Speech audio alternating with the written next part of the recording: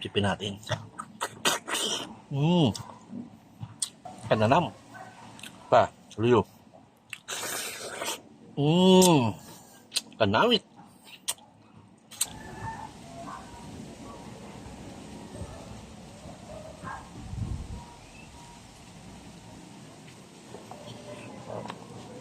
Bago natin simulan ng kain, magdasal muna tayo guys.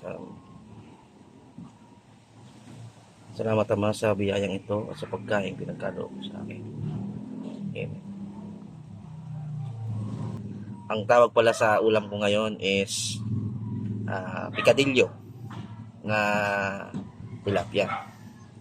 So ginataang tilapia para mas madaling intindihin. So ito yung halo niya. May pechay, may sili, may kamatis, may bawang. Okay?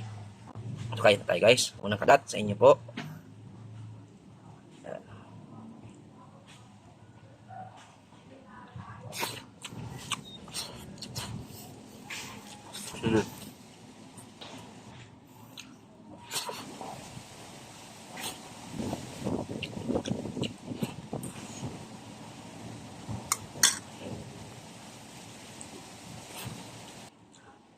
Ang ulo raw ay para sa pare. Kaya ulo yung ulam natin palagi.